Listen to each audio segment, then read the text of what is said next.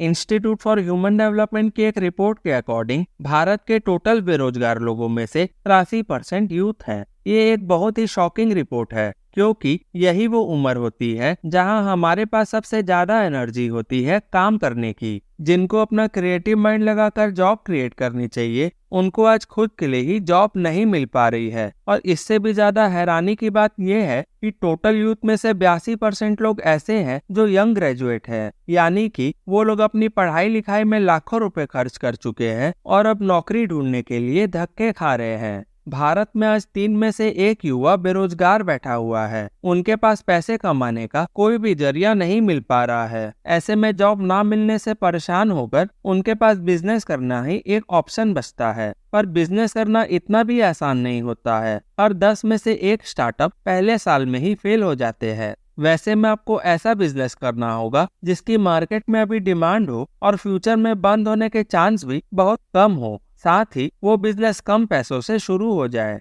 अगर इस तरह का बिजनेस आप शुरू कर सकते हो तो आपके फेल होने के चांस बहुत कम हो जाएंगे। इस वीडियो में आप ऐसे ही 3 बिजनेस आइडिया देखोगे। Business idea 1, e commerce business. लोगों की आदत आज धीरे धीरे ऑनलाइन शॉपिंग करने की बनती जा रही है। अगर किसी को कुछ सामान खरीदना होता है तो वो बाहर जाकर शॉप से खरीदने की बजाय घर बैठे अपने मोबाइल से उस सामान को ऑनलाइन ऑर्डर करने लग जाते हैं और ऑफलाइन के मुकाबले उन्हें ऑनलाइन में ज्यादा वैरायटी भी मिलती है। ऐसे में ई कॉमर्स एक अच्छा बिजनेस है जो कभी बंद नहीं होने वाला है और ये 14% के एनुअल ग्रोथ रेट से बढ़ रहा है। लेकिन ई कॉमर्स बिजनेस में आज काफी कंपटीशन है, इसीलिए आपको ऐसा प्रोडक्ट ऑनलाइन बेचना होगा जो काफी यूनिक हो, जिसमें मार्जिन भी अच्छी हो और उस प्रोडक्ट में कंपटीशन भी काफी कम हो। आपको ऐसा प्रोडक्ट इंडिया मार्ट वेबसाइट या किसी लोकल होलसेल मार्केट में जाकर ढूंढने से मिल जाएगा। ई कॉमर्स बिजनेस आप बहुत ही कम पैसों से स्टार्ट कर सकते हो और आपको ये बिजनेस रन करने के लिए कोई जगह लेने की जरूरत नहीं है।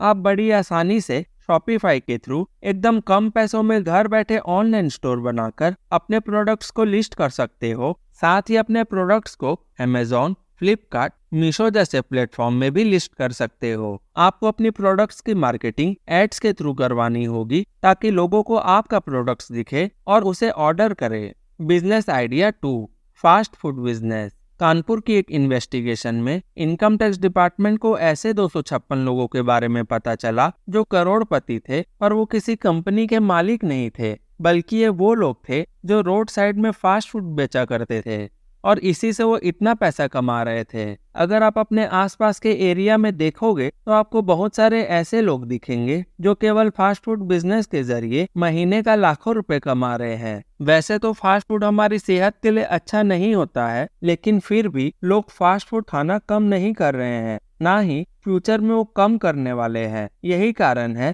फास्ट फूड बिजनेस कभी बंद नहीं होने वाला है। आप भी अपना फास्ट फूड का बिजनेस कम पैसों में शुरू कर सकते हो। अगर आपको कोई ऐसा फास्ट फूड मिल जाता है जिसकी आपकी एरिया में काफी डिमांड है, उसमें मार्जिन भी अच्छा है और आपके एरिया में ज्यादा लोग उसे बेच नहीं रहे हैं, तो आपका बिजनेस बहुत जल्दी ग्रो करेगा।